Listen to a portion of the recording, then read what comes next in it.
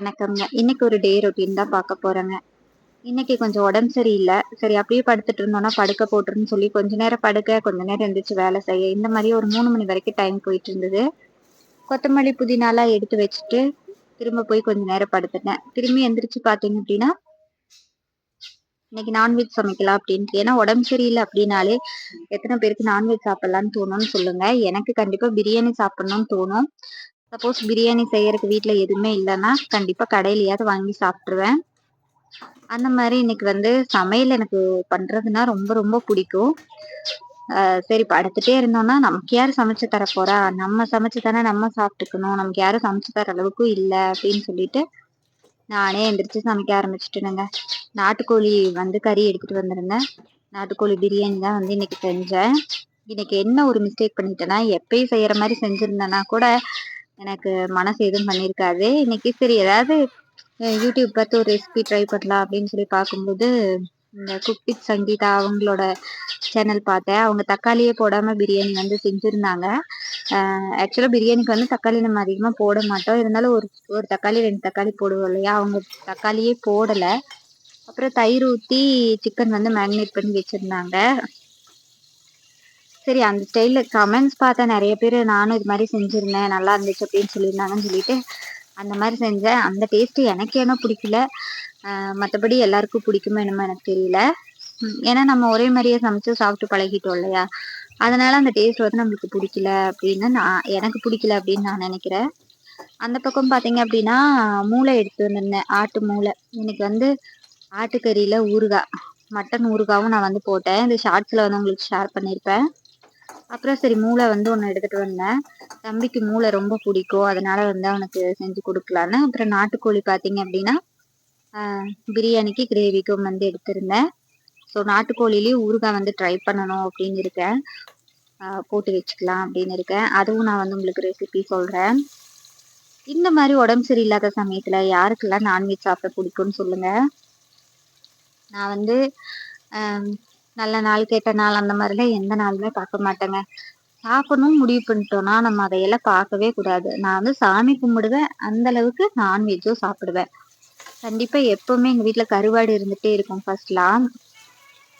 இப்ப பார்த்தீங்கன்னா, கருவாடே நான் வாங்குறதில்ல. ஏன்னா வாரத்துல ஒரு 3 நாள் கருவாடு வந்து சமைப்பேன்.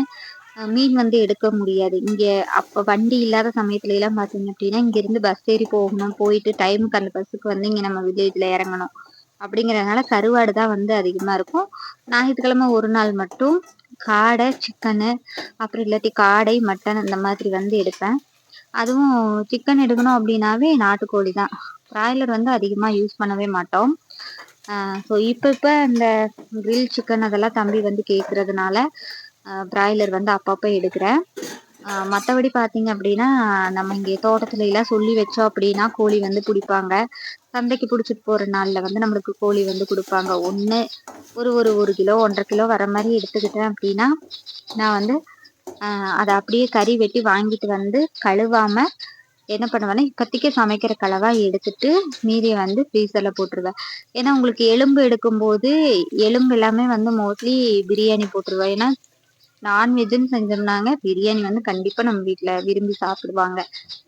அவ்ளோ பேர்லாம் இல்ல. நானும் தம்பி, பாட்டி நாங்க தான். பாட்டி வந்து அதிகமா விரும்ப மாட்டாங்க. நானும் தம்பியும் விரும்பி சாப்பிடுவோம். அப்புறம் அண்ணி பையன் இருக்கான் இல்லைங்களா? அவனும் வந்து நல்லா சாப்பிடுவான். மச்சான் வந்து நல்லா சாப்பிடுவாரு. மச்சான்தார். அதனால வந்து அதிகமா பிரியாணி தான் வந்து நாங்க செய்வோம். அந்த எலும்பெல்லாம் போட்டு பிரியாணி செஞ்சுட்டா, சதை மட்டும் கொஞ்சம் எடுத்து வைப்பேன். அடுத்து ஒரு 1 நாள், 2 நாளையில வந்து அதை வந்து செஞ்சுருவோம். இல்லன்னா இந்த மாரி ஊறுகாய் போட்டு வச்சுக்கிறது. இதுதாங்க நாங்க வந்து ரொட்டீனா பண்ணிட்டுருக்குறோம். ஊறுகாயுமே பார்த்தீங்க அப்டின்னா, ரொம்ப நாளைக்குலாம் வச்சிருக்க மாட்டோம். தயிர் சாதத்துக்கு தொட்டுக்கிறதுக்கு மட்டன் ஊறுகாய், சிக்கன் ஊறுகாய் அதை வந்து போட்டுக்குவோம். காலையில தயிர் சாதம் சாப்பிடுறோம், மத்தியானம் சாப்பிடுறோம்னா 2, 2 பீஸ் வைக்கும்போது காலியாயிரும். நீங்க 1 கிலோ மட்டன் எடுத்தீங்கன்னாலும் வந்து அது சுருங்கி 1/2 கிலோவுக்கு பக்கமா வந்துரும். அப்ப உங்களுக்கு ஒரு சின்ன கண்டெய்னர் டப்பாக்கு தான் வரும். 4 பேர் பெரியவங்க இருக்கீங்க அப்டின்னா, ஆளுக்கு 4 பீஸ் தினமும் சாப்பிட்டீங்கனாலே, அது வந்து 1 வீக்ல முடிஞ்சிரும். ஸோ இந்த மாரி தான் எங்களோட வீட்ல வந்து இதெல்லாம் போயிட்டுருக்கும். ஏன்னா நான்வெஜ் எடுக்காத அன்னைக்கு, அமௌண்ட் இல்லாத அன்னைக்கு இந்த ஊறுகாய் தான் நம்மளுக்கு சாப்பாட்டுல சுடு சாப்பாட்டுல போட்டு சாப்பிடுறதுக்கும் நல்லாருக்கும். அதனால ஒரு பட்ஜெட் ஃபேமிலியா கொண்டு போறதுக்கும் இது வந்து ரொம்ப ஹெல்ப்ஃபுல்லா இருக்கும் அப்படிங்கிறதுனால நாங்க வந்து இப்படி பிளான் பண்ணிக்குவோம். ஸோ இன்னைக்கு பிரியாணி மட்டும்தான் கொஞ்சம் இதாயிடுச்சு. மற்றபடி சிக்கன் கிரேவி வந்து எப்பயும் போல நான் செய்யற மாதிரியே செஞ்சுட்டேங்க. நான் எப்பயுமே வெங்காயம் வதங்கினதுக்கு அப்புறமா தக்காளி அரைச்சு தான் ஊற்றுவேன் கிரேவிக்கு. அப்பதான் கொஞ்சம் என்ன சொல்றது, நல்ல ஒரு கெட்டியா கொஞ்சம் நல்லா இருக்கும், கிரேவி மாதிரி இருக்கும். தக்காளி அரைச்சு ஊற்றணும்னா அது நல்லா பச்சை வாசம் போனதுக்கு அப்புறமா சிக்கன் போட்டு பிரட்டிட்டு உப்பு மிளகாத்தூள்லாம் போட்டு குக்கர்ல மெயினா வேக வைக்கிறதுக்கு ரீசன் என்னன்னா, இது நாட்டுக்கோழிங்கிறத தாண்டி இப்போ பிராய்லர் எடுத்தாலுமே குக்கர்ல தான் செய்வோம். ஏன்னா பாட்டிக்கு வந்து பல்லு 80 வயசு கிட்ட ஆயிடுச்சு இல்லையா, இன்னும் கொஞ்ச நாள் தான் சாப்பிடுவாங்க. ஏன்னா செரிமானம் ஆகிறது இல்ல. அது வரைக்கும் அவங்களுக்கு பிடிச்ச மாதிரியே நம்ம செஞ்சுக்கோமே அப்படின்னு சொல்லிட்டு உப்பு காரம் எல்லாமே நாங்க கொஞ்சம் குறைவா தான் போட்டு பாட்டிக்கு தகுந்த மாதிரி செஞ்சுக்குவோம். எல்லாமே அப்படிதான் செய்வோம். சாப்பாடு குழைய வச்சாதான் கொஞ்சம் பாட்டிக்கு பிடிக்கும். அந்த பிரியாணி மட்டும் கொஞ்சம் குழையாம செஞ்சோம்னா செய்வோம். அதனாலதான் அடிக்கடி பிரியாணி செஞ்சுக்கிறது. பாட்டிக்கு ஒயிட் ரைஸ் இருக்கு, அவங்க இது மட்டும் கொஞ்சம் சாப்பிடுவாங்க. ஏன்னா அவங்களுக்கு செரிமானம் ஆகாது. உண்மையிலேயே வீட்டுல வயசானவங்க இருக்காங்கன்னா நம்ம செய்யறதுல எல்லாத்தையுமே அவங்களுக்கு கொஞ்சமாவது சாப்பிடுங்கன்னு கொடுக்கணுங்க. அப்பதான் அவங்களுக்கும் வந்து ஒரு என்ன சொல்றது, அவங்க விரும்பல அப்படின்னாலுமே நம்ம வந்து கொடுக்கணும். அப்பதான் அவங்களும் சந்தோஷப்படுவாங்க. ஓ நம்மளை விட்டு சாப்பிடல அப்படின்னு. அதனால பாட்டிக்கு என்ன பிடிக்குமோ, எப்படி சாப்பிட முடியுமோ, அவங்களுக்கு எப்படி சாப்பிட பிடிக்குமோ அந்த மாதிரி வந்து நாங்க செஞ்சுக்குவோம். ஏன்னா இன்னும் கொஞ்ச நாள் அது வந்து சாப்பிட போறாங்க. அதுக்கு மேல அவங்கனால அதுவுமே மெல்ல முடியாம ஆயிரும். அது வரைக்கும் என்ன, நம்மளுக்கு இன்னுமே வயசு இருக்கு, நம்ம வந்து சாப்பிட்டுக்கலாம் இல்லையா. அதனால இப்போ ஊறுகாய் தாளிக்க போறேன். ஏன்னா ஊறுகாய் வந்து ஃபர்ஸ்டே நம்ம செஞ்சுட்டோம்னு வைங்களேன், மற்றபடி இந்த பிரியாணிக்கு கிரேவிக்கு எல்லாத்துக்கும் பொருள் எடுக்கும்போது தண்ணி எடுக்கும்போது அதெல்லாம் அதுல ஊத்திருச்சு அப்படின்னா நமக்கு வந்து கஷ்டம். ஒரு வாரத்துக்கு வச்சு சாப்பிடுறது வந்து சாப்பிட முடியாது. ஆனா இது வந்து ஒரு வாரத்துக்கெல்லாம் வச்சு சாப்பிடக்கூடாது, கெடுதல் தான். இருந்தாலும் என்ன பண்றது, இதுக்கு வந்து அடிக்ட் ஆயிட்டோம், அதனால ஒன்றும் பண்ண முடியாது. நீங்க வந்து சரிங்கன்னா ஒரு 2 நாள் 3 நாள்ல வந்து அதை காலி பண்ணிக்கோங்க. இன்னைக்கு நிறைய பாட்டில் அடைச்சு வருது. ப்ரிசர்வேட்டிவ்காக நான் வந்து எலுமிச்சம்பழம் தான் அதுல சேர்த்திருக்கேன். ஷார்ட்ஸ்லயே சொல்லியிருப்பேன், தெளிவா வேணும்னாலும் சொல்றேன். ப்ரிசர்வேட்டிவ்னு எதுவுமே சேர்த்தல. எலுமிச்சம்பழம் தான் ஒரு பழம் புழிஞ்சிருக்கேன். இப்போ நீங்க 1 கிலோவுக்கு அப்படின்னா நீங்க ஒரு 2 பழம் புழிஞ்சுக்கோங்க. அந்த மாதிரி புழிஞ்சிட்டு ஒரு தொலைவி விட்டு அதுக்கப்புறமா இறக்கிட்டீங்க அப்படின்னா அது வந்து நல்லா இதா இருக்கும். ஸோ இன்னைக்கு பிரியாணி டிப்ஸ் வந்து நான் சொல்லலை. ஏன்னா நான் வந்து எப்பயும் செய்யற மாதிரி செய்யலை இல்லையா, எனக்கு வந்து இது பிடிக்கல, அதனால நான் அதை வந்து சொல்லலை. ஸோ இன்னொரு நாள் நான் பிரியாணி செய்யும்போது சொல்றேன்.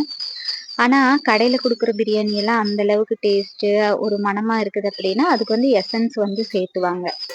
பிரியாணி எசன்ஸ்ன்னு இருக்குதுங்க. இந்த பாதாம் பால், இப்போ கடையில பாதாம் பால் குடிக்கிறீங்களே, அதுவே வந்து பாதாம்லாம் வந்து கிடையாது. இந்த பாதாம் எசன்ஸ் இருக்கு இல்லையா, அது வந்து 2 டிராப் ஊத்துனீங்க அப்படின்னாலே போதும். 1 டிராப் விட்டாலே போதும். சுகர் போட்டு பாலில் ஆற்றி குடிச்சோம் அப்படின்னு வச்சுக்கோங்களேன், சுடு தண்ணி வச்சு பால் கொஞ்சம் பாதிக்கு பாதி ஆற்றி குடிச்சோன்னா அந்த பாதாம் ஃப்ளேவர் இருக்கும். அந்த மாதிரி இது பிரியாணியில பார்த்தீங்க அப்படின்னா பிரியாணி வந்து எசன்ஸ் இருக்குது, அது வந்து ஊற்றுவாங்க. அப்போ அந்த பிரியாணி வந்து நல்ல மனமாக இருக்கும். அந்த டேஸ்ட்டும் நம்மளுக்கு அந்த மனம் இருக்கனால தான் அந்த டேஸ்ட் தெரியுது.